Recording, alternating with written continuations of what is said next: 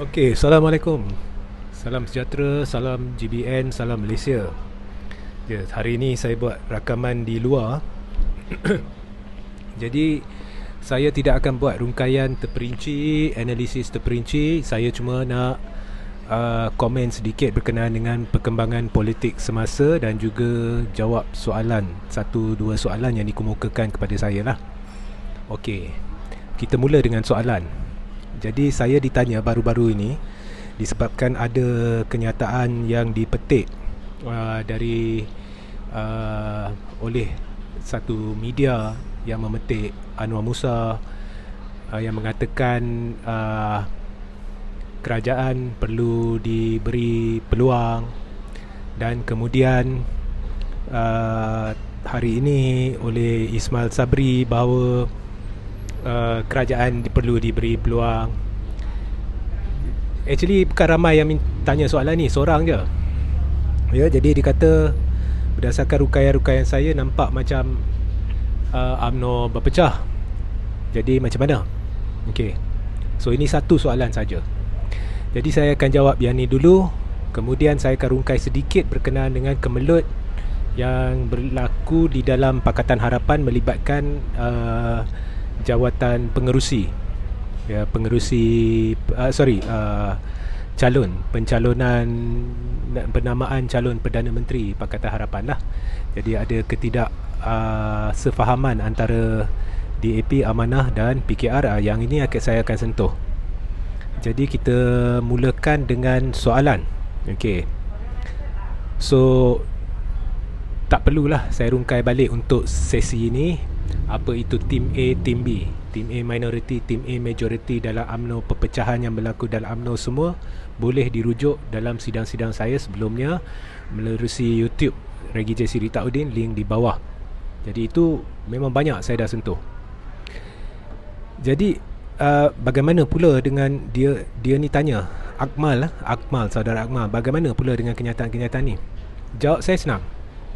Okey. Saya sebenarnya tak faham orang yang keluarkan kenyataan-kenyataan ni, sama ada Anwar Musa ke ini ke itu ke, dia orang tengah bercakap dengan siapa? Adakah mereka bercakap dengan audience rakyat, ataupun ahli-ahli UMNO, ataupun Facebooker, ataupun aktivis media sosial, ataupun bercakap dengan diri sendiri? Sebab to be honest lah, bukan saya nak kritik, bukan saya nak tajam, semua orang tahu. So, tidak ada orang pertikai pelantikan Muhyiddin. No. So statement tu buang masa, sebab banyak statement tu sebenarnya yang demikian rupa tu tak bantu langsung untuk rakyat memahami isu sebenar. Isu sebenar saya bantu ahli-ahli politik ni untuk faham. Nombor satu, Muafakat Nasional belum didaftarkan. Ya. Jadi di dalam pilihan raya umum ke-15 bila berlaku, andai kata sebab UMNO ataupun tim A telah declare, dari segi pembabitan mereka dengan Perikatan Nasional terlalu kabur. Sekejap kami sokong Perikatan Nasional, sekejap UMNO hanya terlibat dengan Perikatan Nasional dari sebagai ahli-ahli parlimen. Itu pun kenyataan ini pernah dikeluarkan oleh seorang pemimpin yang bukan bergelar memegang jawatan dalam UMNO, pun boleh bercakap kepada media on behalf of UMNO. Okey. Yang ketiga, sekejap Perikatan Nasional, dengan kerjasama kita dengan Perikatan Nasional hanya sehingga PRU 15. Sekejap yang ini, sekejap yang itu.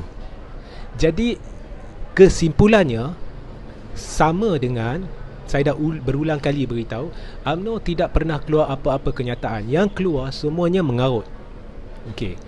Jadi nombor satu, kita nak tahu apabila sudah ini saya nak jelaskan dengan terperinci. Mungkin dulu sama-sama, sekarang terperinci. Nombor satu, apa yang mereka perlu jelaskan kepada rakyat ialah sekarang dah berlaku satu penyatuan lebih menyeluruh. Apa masalahnya jika Perikatan Nasional dirasmikan sebagai entiti rasmi? Sebabnya andai kata UMNO masuk ke dalam pilihan raya umum sebagai ahli Perikatan Nasional. Perikatan Nasional tidak didaftarkan, Muafakat Nasional juga tidak didaftarkan.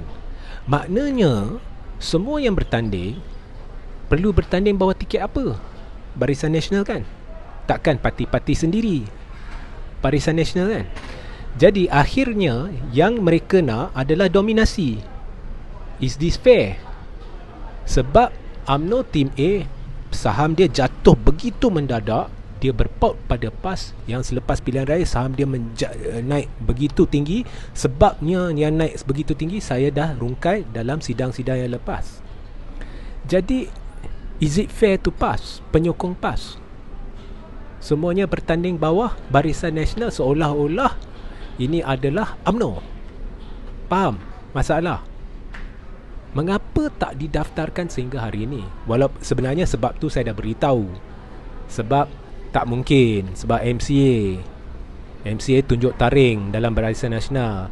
UMNO tidak berani membuat pendaftaran Muafakat Nasional secara rasmi UMNO Tim A disebabkan MCA. Jadi akhirnya semuanya akan bertanding di bawah payung BN. Yang dapat nama adalah UMNO. Faham? Itu clear. Jadi UMNO yang keluar kenyataan-kenyataan ni semua puan masa explain this. Mengapa dah tunggang Muhyiddin, dah tunggang Azmin untuk runtuhkan? Sebab tanpa Muhyiddin, tanpa Azmin, there is no way UMNO boleh kembali. Dulu dah berpaut pada PAS untuk populariti. Lah ni Tim A berpaut pada Muhyiddin ni untuk tumbangkan. Dia cucuk sebenarnya untuk tumbangkan kerajaan pimpinan Pakatan Harapan. Lepas dah tumbang, kita hanya bekerjasama dengan PPBM untuk tumbangkan kerajaan pimpinan Pakatan Harapan. Sebab itulah untuk DAP. Sebab tapi PRU 15 kita dengan Muafakat Nasional pun ada statement macam tu. Bertambah kabur, bertambah berceramuk, bertambah question mark. Komitmen UMNO kat mana? Okey. Apa salahnya kalau dah ada kerjasama dengan PPBN? Satu kan, sebab ia penyatuan ummah lebih menyeluruh. Tak ada jawapan. Jadi mengapa tak daftarkan? Itulah yang rakyat nak tahu. Kedua, seandainya UMNO keluar statement, kita sebenarnya dengan Perikatan Nasional, agihan kerusi macam mana? Sebab UMNO perlu berkorban. Busuk-busuklah 40-50 kerusi. Lebih malah sebab PAS. Lebih. Ya, lebih. Jauh lebih UMNO kena korban. Jadi, adakah itu sebabnya UMNO tidak ingin daftarkan Muafakat Nasional? Jadi, soalan ni semuanya soalan yang betul, soalan yang wajib yang untuk dijawab, untuk ditanya. Sebab ini menimbulkan spekulasi dan perkara itu tidak baik. Dan UMNO sebenarnya sedang berkunci mulut dan perkara ini menimbulkan spekulasi. Jadi adalah tanggungjawab UMNO, pemimpin UMNO sebagai pemimpin Melayu Islam untuk memberitahu rakyat what is going on. Faham? Sebab bila kamu keluar statement, kerajaan perlu diberi peluang, itu general. Saya mungkin nak tumbangkan kerajaan, saya kekal dengan pendirian saya. Memang ada perancangan Tim A untuk runtuhkan kerajaan Perikatan Nasional. Tim A boleh berganding bahu keluar surat saman saya. Okey. Lepas tu kita tengok siapa betul, siapa salah. Dan Tim B juga kemudiannya mungkin ada perancangan, tak ada saya tak tahu. Okey. Alright. Jadi apa sebenarnya statement tu? Memanglah saya boleh keluar statement, kita perlu beri peluang, betul, sampai hujung penggal. Tapi dia tambah dengan caveat, kalau tidak kita perlu adakan PRU. Kalau dah nak beri peluang, nasihatkan rakyat beri peluang, full stop. Tak ada if or. You have to be sure of yourself before you tell people to be sure of the government. If you yourself are not sure of the government, mengapa nak beritahu rakyat perlu beri kerajaan peluang? Sebab kau sendiri tak pasti. We have to give, macam Ismail Sabri beri kenyataan hari ni, kita perlu beri peluang kepada kerajaan atau adakan pilihan raya. That means you are not sure. Faham? Tak bantu langsung kenyataan itu untuk membantu orang memahami apa yang sebenarnya berlaku. Ianya hanya membantu untuk merumitkan lagi keadaan, untuk confuse people even more. So, statement tak berguna. Jawapan saya pada Akmal, statement-statement yang tak berguna. At the end of the day, itu yang perlu dijawab. Termasuk soalan nombor 3, benarkah wujud tim A, tim B? Oh, kalau dia orang kata tak benar, silap besar. Silap besar. Silap besar. Memang wujud tim A, tim B. Itu yang saya marahkan. Tengok, soalan banyak. PAS dah keluar statement. Muafakat Nasional, PAS, UMNO dan PPBM akan bersama dalam Perikatan Nasional untuk mengharungi PRU15. PAS dah keluar statement, komitmen. UMNO sampai hari ini senyap. Perkara mudah tak boleh keluar dari mulut. Komitmen. Bilangan kerusi, agian kerusi, semua kami setuju. Mana dia? Alah, ni pendapat saya, jangan salahkan saya lah. Ini nak mengaibkan Muhyiddin ni. Ya, nak mengaibkan Muhyiddin. Tunggang dulu, lepas tu aibkan. Okey. Pakatan Harapan pula, kemelut tu. Okey, cara saudara-saudari perlu baca senang. Dalam Pakatan Harapan ada 3 komponen. Mula-mula saya ajar cara nak baca dulu. Ada 3 komponen, DAP, PKR, Amanah. 2 daripada 3 dah kata PKR perlu terima Mahathir sebagai calon. Oleh kerana Majlis Kepimpinan Pakatan Harapan terdiri daripada DAP, Amanah dan PKR. Kalau 2/3 dah kata Mahathir, maknanya Pakatan Harapan dah kata Mahathir. Sebab 2/3 tu majoriti. Faham? Itu cara berfikir. Jadi kita boleh samakan atau andaikan bahawa Pakatan Harapan dah setuju, bukannya DAP dan Amanah, Pakatan Harapan dah setuju Mahathir jadi calon Perdana Menteri. Okey. Lepas tu timbul soalan, mengapa Anwar tak setuju? So hari ni saya tak nak rumitkan lah. Okey. Sebab banyaklah saya dah sentuh benda ni, dah ulang pun, so tak payah nak ulang banyak kali lah. Okey. Jadi bagaimana pula dengan Anwar? Mengapa Anwar tak setuju? Sebenarnya nombor 1, Anwar tak boleh dapat majoriti. Nombor 2, ramai yang nak sokong Mahathir ni, walaupun Anwar ada di dalam Pakatan Harapan, tetapi Mahathir dicalonkan. Tetapi jika Mahathir dicalonkan, Anwar tak ada, lagi ramai nak sokong. Sebab jangan lupa, sebilangan besar PPBM keluar daripada Pakatan Harapan disebabkan Anwar, tak tahan Anwar. Lah ni DAP, dulu saya dah kata berulang kali, ada atas pagar dalam DAP Amanah. Lah ni terbukti benar. Cuma sekarang dia bukan lagi atas pagar, dia penyokong Mahathir. 3, dalam PKR pun dah berpecah. Atas pagar dah tukar jadi Mahathir. Lepas tu Kem Azmin pula memang dah tukar jadi, dia masih 50-50. Kemudian baru kita ada Kem Anwar. Jadi percayalah, Anwar nak kata saya kontrol 25 ahli parlimen PKR pun saya sangsi. Tapi kalau lebih 25 tu terkejut besar lah saya. Okey. Jadi sokongan terhadap Mahathir kuat. Ikut perbincangan dalam Pakatan Harapan menurut Anthony Loke dan Khalid Samad. Khalid Samad ni penyokong tegar Anwar. Siap dengan dia tembak pembantu Anwar iaitu Farhash.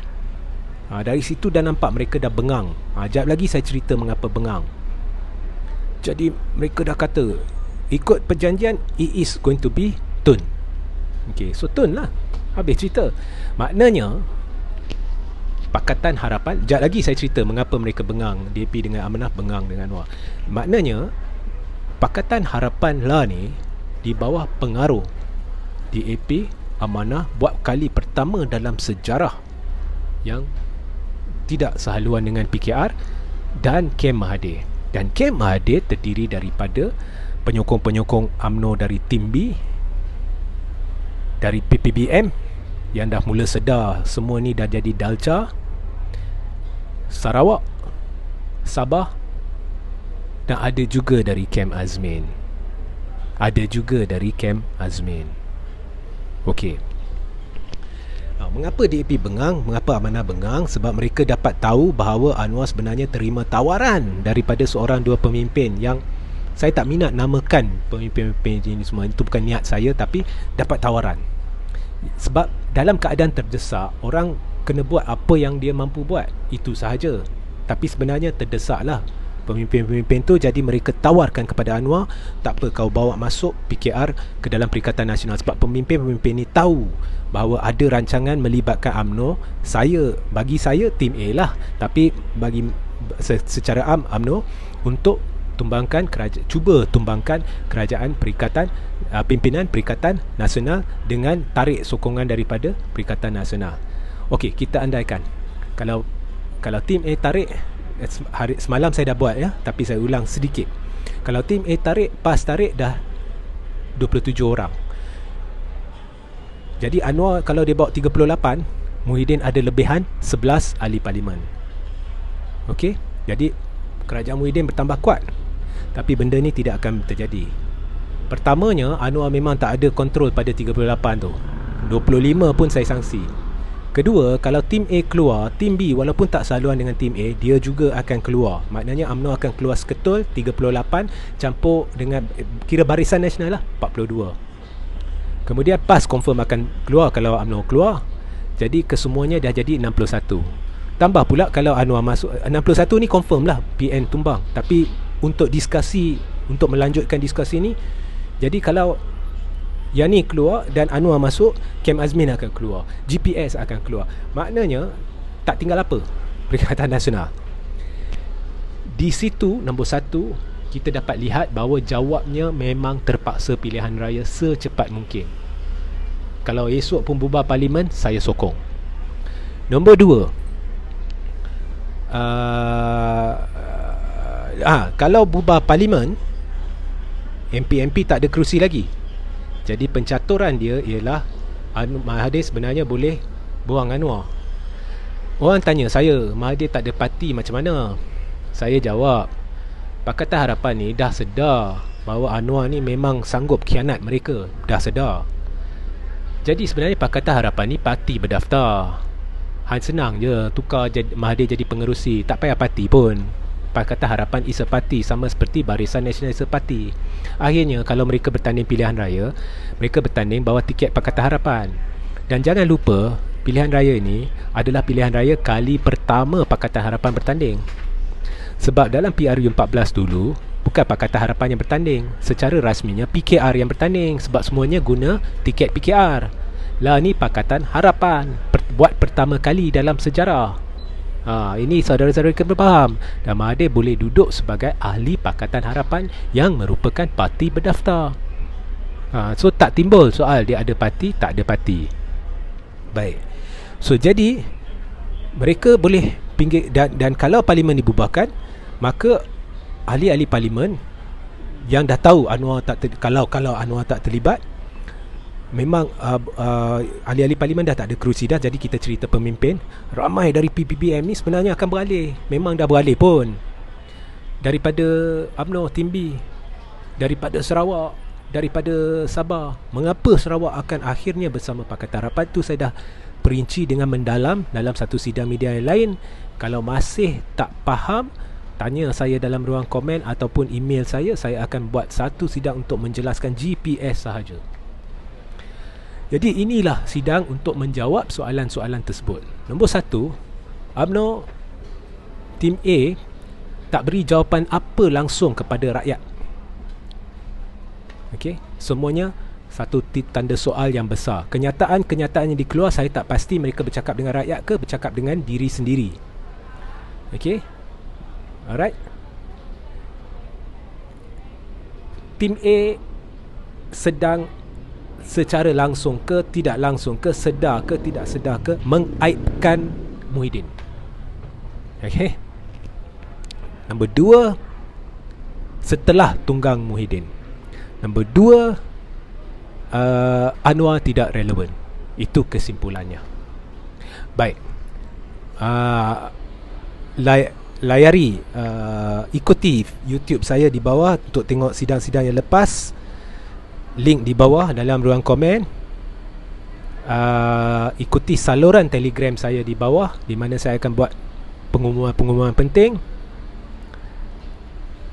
Saya pejuang penyatuan. Okey. Saya ulang dan saya akan ulang dalam setiap sidang. Okey. Komen mengarut ni saya akan buang sekali dengan awalnya. Ya.